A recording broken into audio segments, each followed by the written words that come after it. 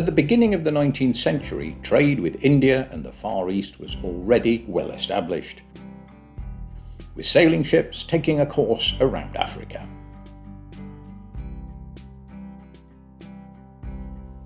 Then steamships that were able to steam north against the prevailing wind made the Red Sea practicable.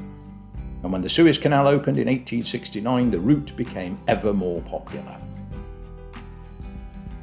But India was still a long way for the early steamships, which needed a lot of coal.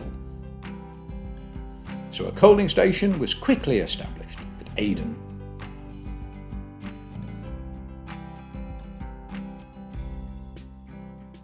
And in January 1881, the Kingston was carrying coal out to resupply the Aden bunkering station. Kingston was built in the Oswald Yard at Pallion in Sunderland.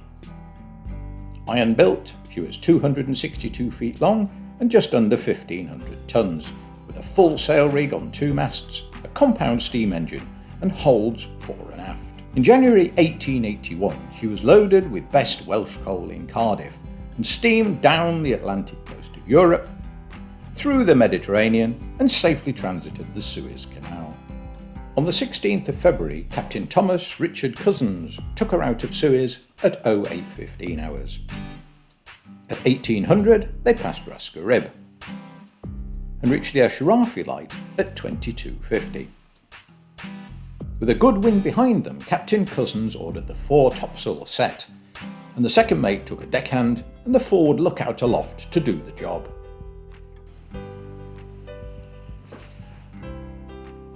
And as they trimmed the sail in place, Kingston struck Shag Rock at 23:50.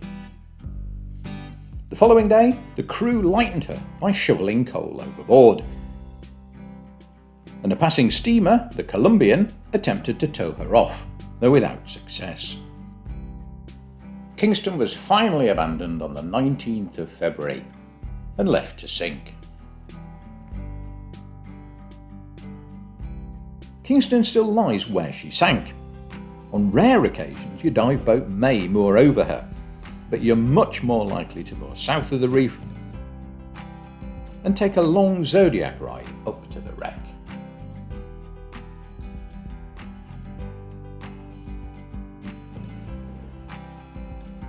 The current here flows from the north and splits around the reef just beyond the wreck, so you may find yourself diving in a strong run or nothing at all.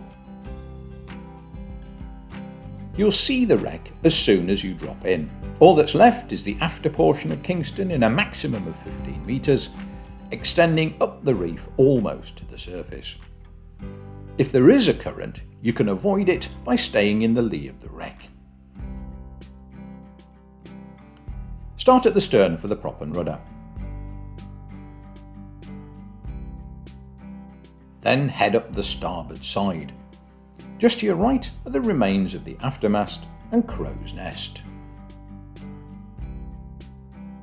Continue forward and go shallower to where the hull is broken and turn left. Her iron construction is very clear, and there are bits and pieces to be found.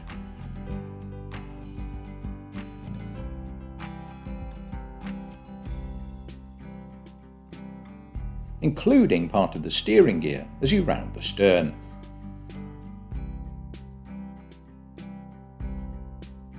Head forward on the port side, swim down between the ribs, and you'll come to the stoke face, if you can see it for fish.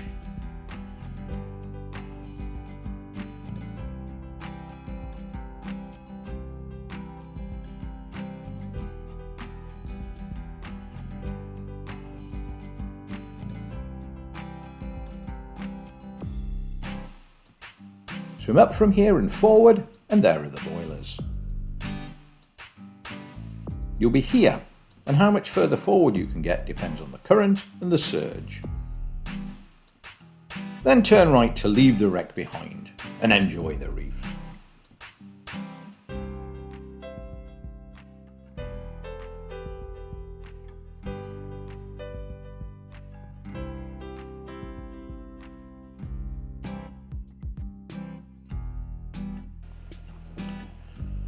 A little way from Kingston on the reef top is the propeller from an unknown wreck.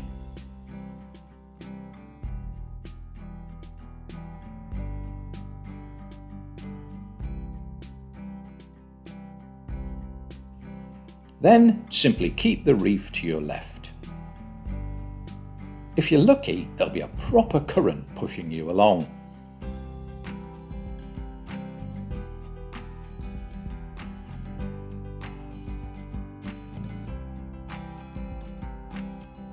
If not, you'll need to swim.